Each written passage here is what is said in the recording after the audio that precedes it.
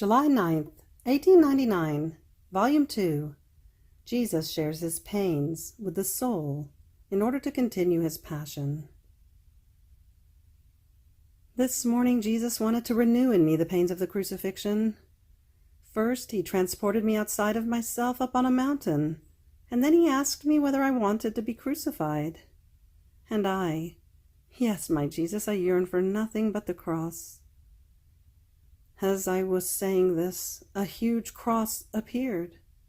He laid me upon it and nailed me to it with his own hands. What atrocious pains I suffered in feeling my hands and feet being pierced through by those nails. And what is more, they did not have a point, and it was hard and very painful to make them penetrate. But with Jesus, everything was tolerable. After he finished crucifying me, he told me, "My daughter, I make use of you in order to continue my passion.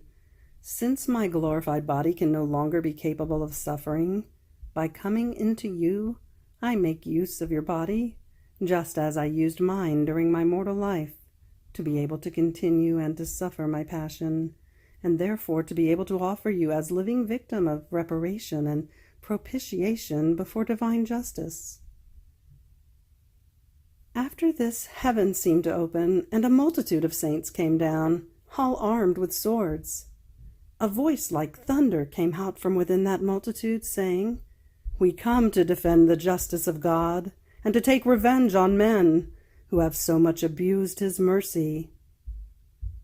Who can say what was happening on earth at this descent of the saints? I am only able to say that some were fighting in one place, some in another. Some were fleeing and some were hiding. It seemed that all were in dismay.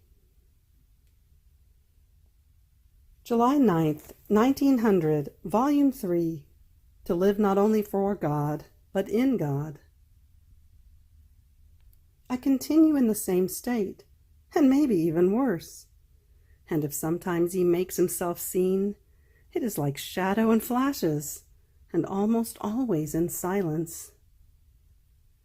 This morning, as I was at the summit of my affliction and dazedness because of the continuous sleep, he just barely made himself seen and told me, "Courage, my daughter.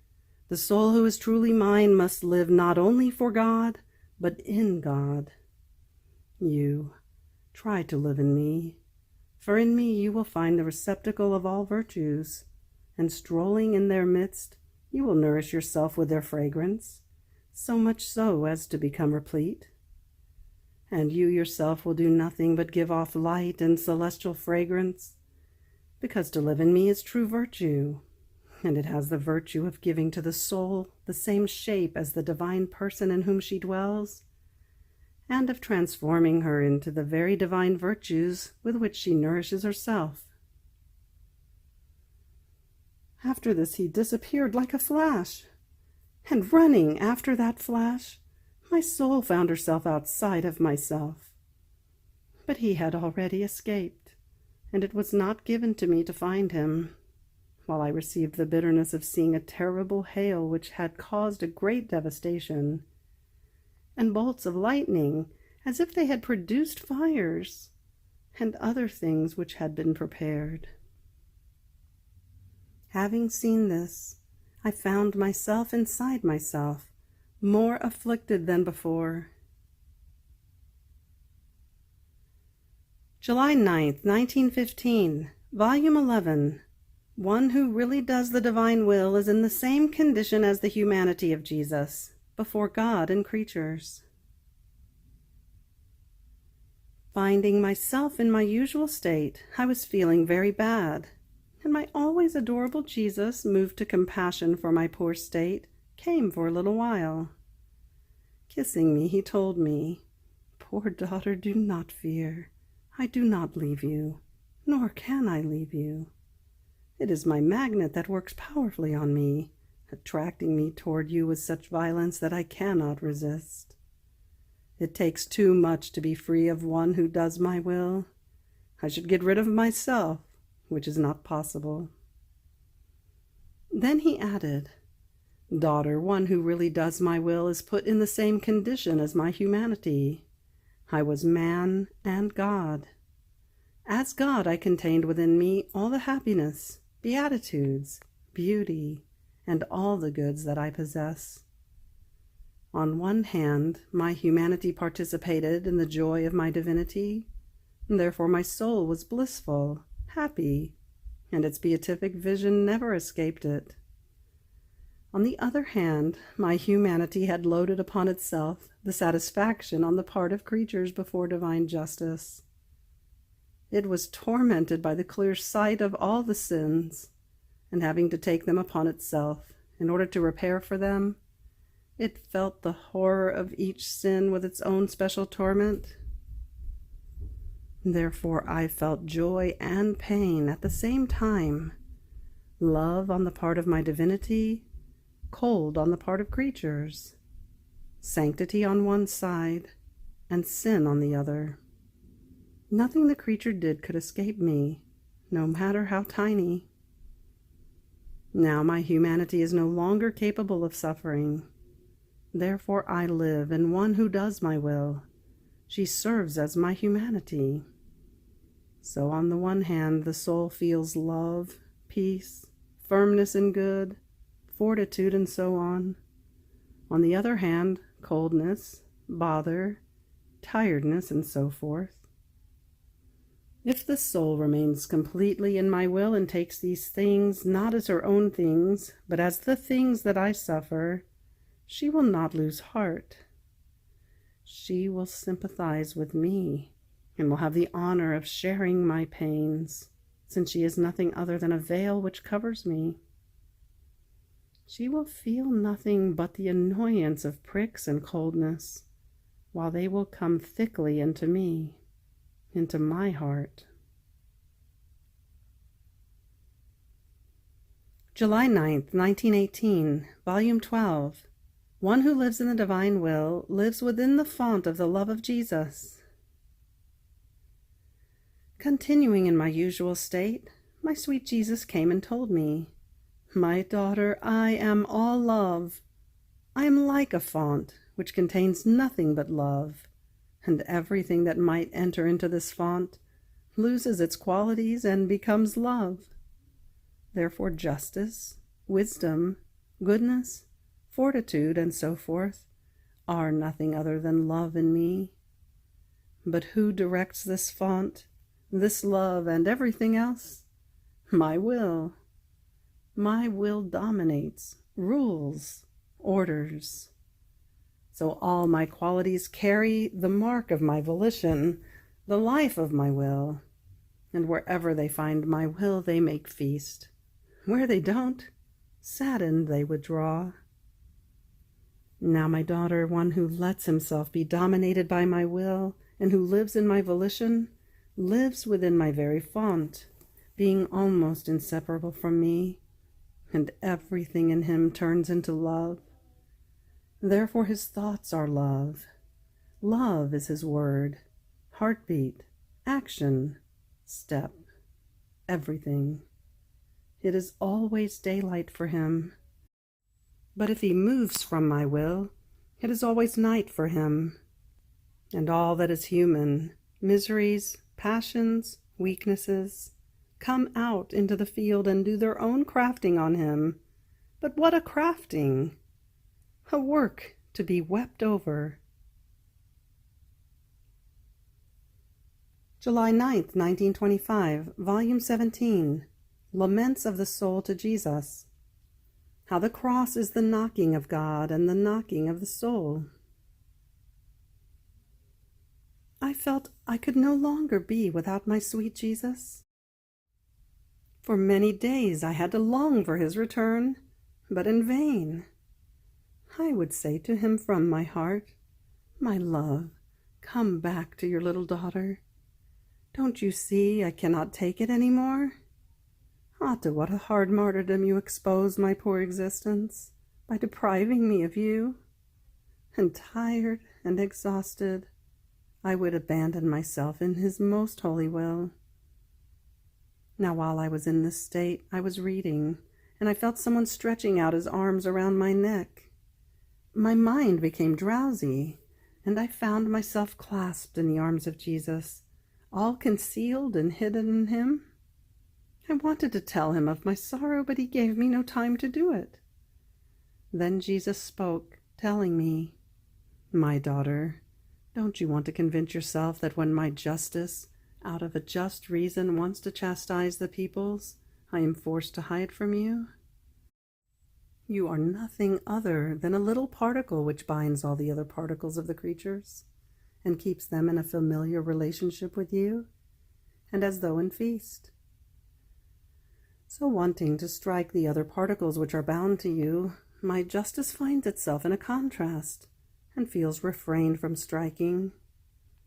This is why, during these last days in which I sent chastisements to the world, I remained hidden from you, though still remaining within you."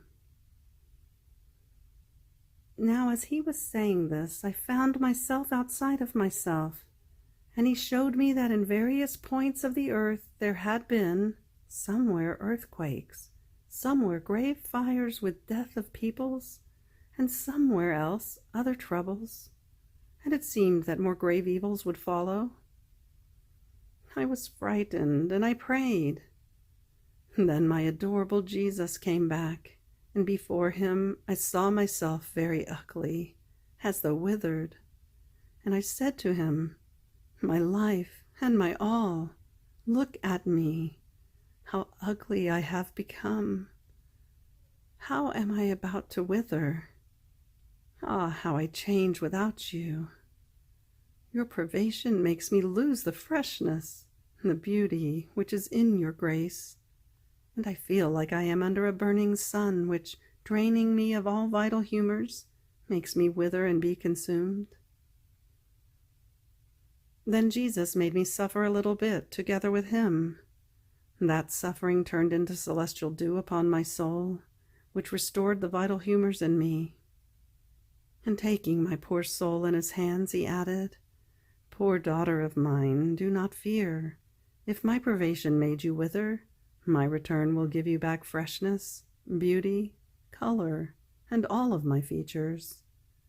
Moreover, your suffering with me will not only be like dew which rejuvenates you, but will serve as a continuous knocker, with which I may knock at the doors of your soul, and you at mine, in such a way that the doors may remain always opened, and you may freely enter into me, and I into you. And my breath will serve you as breeze, in order to preserve all the gifts and the beauty which I meant for you when I created you."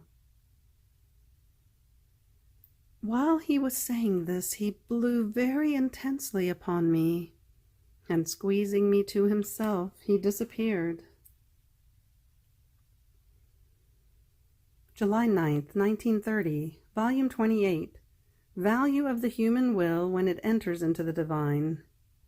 Fears because of authoritative judgments.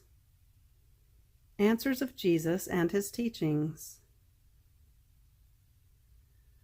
My little intelligence feels the extreme need of the divine will, because it alone is my support, my strength, my life. Oh, divine will, oh, please do not abandon me. And if I, ungrateful, have not been able to follow your flight, your light, oh, please forgive me, and fortifying my weakness, absorb into yourself the little atom of my existence, and may it live dissolved in you, to live only and always of your supreme will. But while my mind was wandering in the divine fiat, my sweet Jesus, making his little visit to my soul, told me, "My daughter, courage, I am with you. What do you fear? If you knew the beauty, the value that the human will acquires when it enters and has continuous dwelling in the divine fiat, you would not lose one instant of living in it. You must know that as the human will enters into the divine, our light invests it and embellishes it of a rare beauty. The soul remains so identified that she does not feel a stranger with her Creator. On the contrary, She feels that she is all of the Supreme Being, and the Divine Being is all hers, and with the freedom of a daughter, without fear and with enrapturing trust, she rises into the unity of the will of her Creator, and in this unity, the atom of the human will emits her, "I love you." And while she forms her act of love, all the divine love runs, surrounds, embraces, transmutes itself into the "I love you" of the creature, and makes it so great, for as great as is our love. And we feel in the little "I love you" of the creature the fibers, the life of our love. And we give it the value of our love, and feel in the little "I love you" the happiness of our love. This little "I love you" no longer goes out from within the unity of our volition, and while it remains, it spreads so much within the orbit of the Fiat that it does nothing but follow the divine will everywhere, and so with all the other acts that she intends to do in our will. You must think that a creative will enters into the act of the creature, and therefore it must do worthy acts, as those that a divine will knows how to do, and that are befitting to it. Then I was feeling oppressed more than ever. My poor mind was made gloomy by thoughts that crushed me and took away from me the beautiful serenity of the day of peace, always enjoyed by me, and such that Jesus himself so much cared, and was jealous of my peace, and would not permit anything that would disturb me. And now I feel that they want to make roaring of storm pour down upon my head. And this because, as some authoritative people had read some volumes of my writings, they found difficulties on the intimacies that Jesus had used with me, his pouring his bitternesses into my unworthy soul, and many other things, that it was not of the divine dignity to act in this way with the creature. And since I was in my simplicity, as my past confessors and also other holy and authoritative people had assured me, because I, trepidant, would ask them whether it was Jesus or not who was acting in this way with me, and they assured me that it was Jesus, saying to me that it is his usual way to play on the face of the earth with his creatures. And I believed in their assurances, and giving myself to the mercy of Jesus, I would let him do with me whatever he wanted. And even if he would subject me to atrocious pains, and even to death itself, I felt happy, as happened many times. As long as Jesus is content, I would say, that is enough for me. More so since in what my sweet Jesus has done with me, whether he would pour or he would bring me together with him, or whatever other thing he might do to me, I do not remember ever having felt in me a shadow of sins or tendencies that are not good and holy. On the contrary, his touch was pure and holy, and I would feel more pure. With his pouring from his mouth into mine, that was like a little fountain coming out from the mouth of Jesus and pouring into mine. From the pains that I would feel, I could touch with my own hands how much Jesus suffers, how ugly sin is. And I would have laid down my life 1,000 times rather than offend him. And I would feel my whole little being convert into reparations, to be able to defend my sweet Jesus. So thinking that an act so holy of Jesus had been interpreted so badly, I felt so bad that I have no words to express myself. Then blessed Jesus, having compassion for me, made himself seen, and all afflicted and tenderness, told me, "My daughter, do not fear.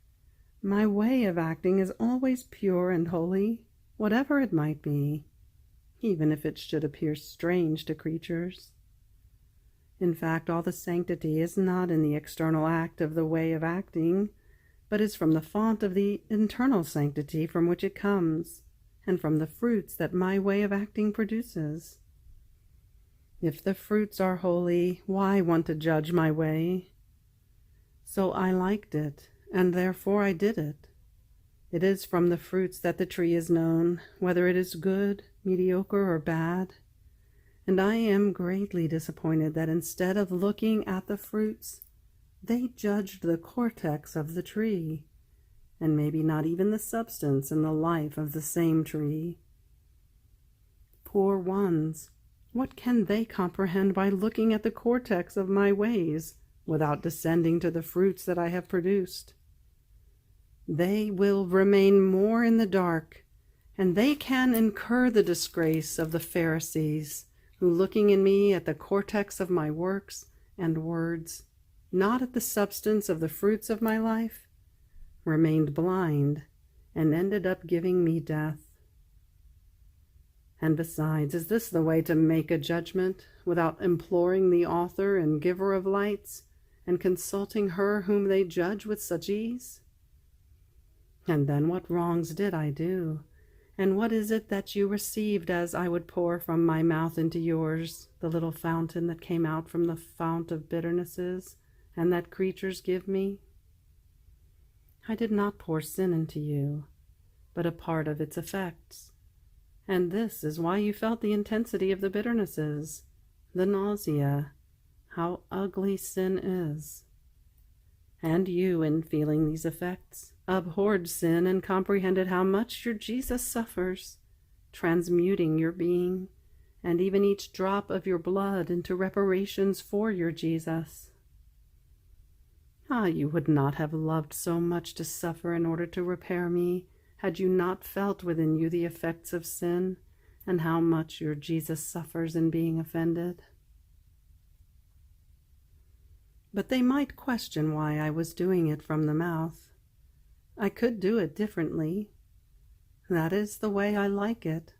I wanted to act with you like a father acts with his little daughter. Because she is little, she lets him do to her whatever he wants, and her father pours himself into his little one, with ways so affectionate and loving, as if he found his own life in her, because he knows that she would refuse nothing to her father, even if the sacrifice of her life were required. Ah, my daughter, my crime is always love, and it is also the crime of those who love me. Finding no other material on which to judge, they judge my too much love, and that of my children, who perhaps have laid down their lives even for them. And besides, now they can judge as they want, but what will their confusion not be when they come before me and will know with clarity that I myself have been he who has acted in that way, condemned by them, and that their judgment has prevented for me a great glory of mine and a great good in the midst of creatures. That is that of knowing with more clarity what it means to do my divine will and to let it reign. There is no graver crime than that of preventing good. Therefore, my daughter, I recommend to you, do not want to become disturbed or move anything of all that passes between me and you. Make me assured that my operating has its fulfillment in you. Do not want to give me any sorrow on your part. I wanted to diffuse the good outside of you, but the human will comes across my designs. Therefore pray that the human will be conquered, and the kingdom of my divine will in the midst of creatures may not be suffocated. However, I tell you that my knowledges on my divine will not remain buried.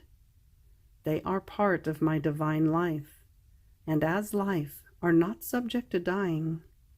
At the most, they might remain hidden, but dying, never. In fact, it is a decree of the divinity that the kingdom of my divine will be known, and when we decree there is no human power that can resist us, at the most it will be a matter of time, and in spite of the oppositions and adverse judgments of these authoritative people, I will make my way. And if these, with their judgments, want to bury a good so great, and so many divine lives of my truths, I will put them aside, and will make my way, disposing other people, more humble and simple, and who more easily believe in my admirable and multiple ways that I use with souls. And with their simplicity, instead of finding quibbles and difficulties, they will recognize, as gift of heaven, what I have manifested on my divine will, and these will serve me in an admirable way to propagate in the world the knowledges about my fiat. Did the same not happen in my coming upon earth? The learned, the erudite, the people of dignity did not want to listen to me. On the contrary, they were ashamed to approach me. Their doctrine made them believe that I could not be the promised Messiah, in a way that they reached the point of hating me. And I put them aside and chose humble, simple, and poor fishermen who believed me, and whom I used in an admirable way to form my church and to propagate the great good of redemption. So I will do with my divine will. Therefore, my daughter, do not lose heart in hearing of so many difficulties that they raise, and let us not move anything of what passes between me and you. Continue to do what I have taught you to do in my divine will. Nothing did I neglect to do of what I had to do for redemption, even though not everyone believed me. All the evil remained for them. As for me, it befitted me to continue my course that I had established for love of creatures. So you will do. Continue your abandonment in my divine will and your acts in it, and I will not leave you. I will be always together with you.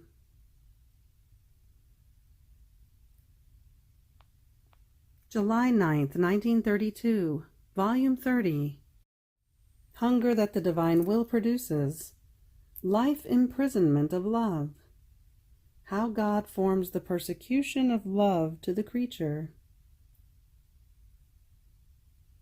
I feel myself under the empire of the divine will, and if for a few minutes I don't feel its empire, I feel I am without life, without food, without heat. I feel that the divine life ends, because there is no one who forms it, nor anyone who nourishes it.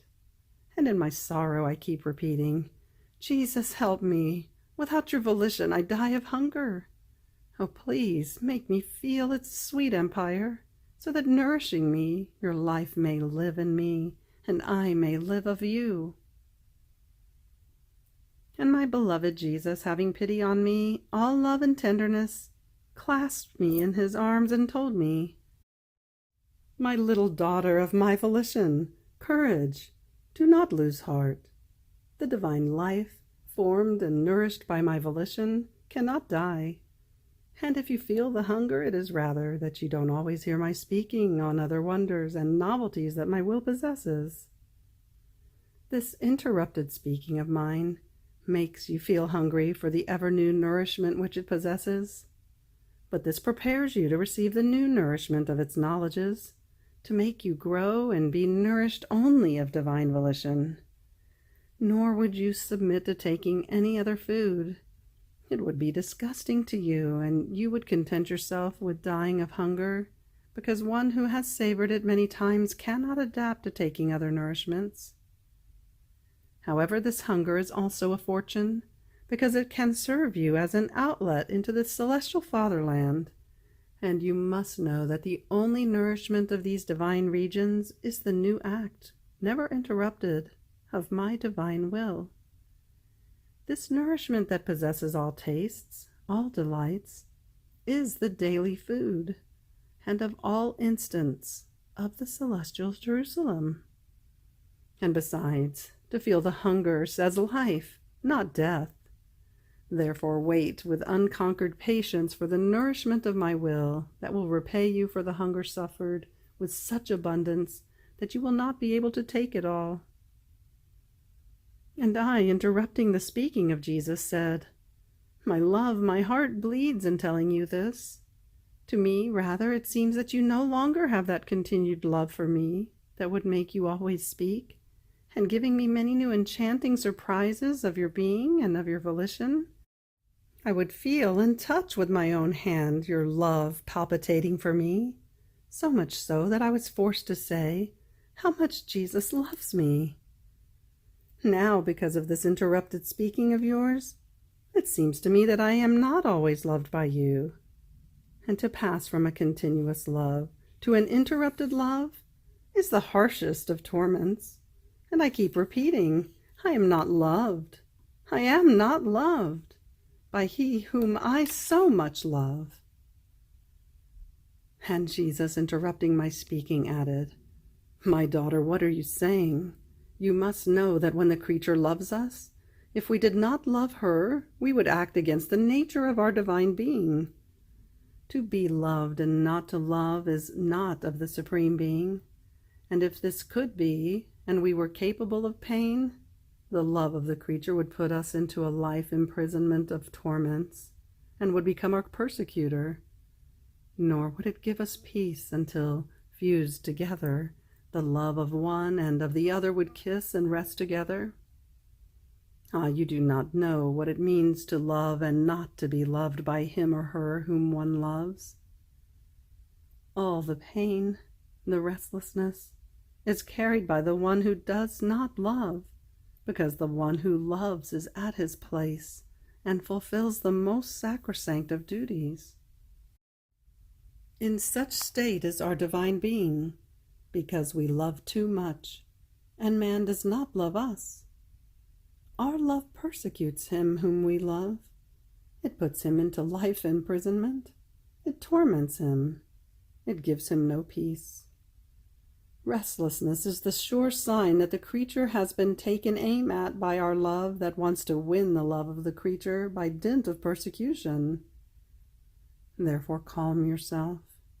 If you love us, our love loves you before you do, and the inseparability of our love and yours is so great that yours forms the little heat, and ours, feeding yours, forms the immensity of the light, in such a way that both one and the other lose the separative virtue, and live always together, as if they were one single nature, to form one the life of the other.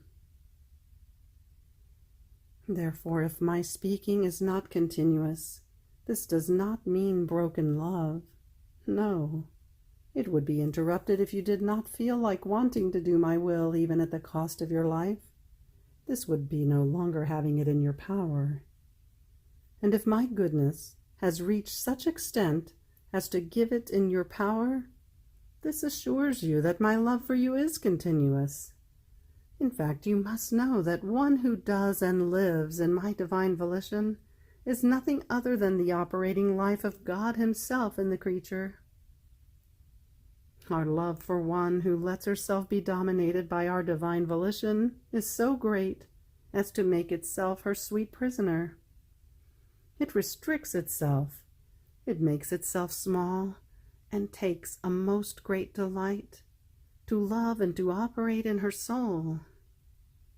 But while it restricts itself, it remains immense and operates with infinite ways, just as we love and operate within ourselves, because that is our nature, immensity, infinity, and everything we do remains immense and infinite as we are. And oh, our contentment, for while we restrict ourselves in her littleness, we give course to our love and works, and she remains filled, overflows outside, fills heaven and earth, and we have the great glory and honor of loving and operating as God in her littleness. And if you knew what even just one act of love means, one work alone done by us and you would die of joy, and the whole of eternity would not be enough for you to thank us for a good so great. Therefore let me do what I want with you, and be certain that both you and I will remain content. End of July 9th. Fiat.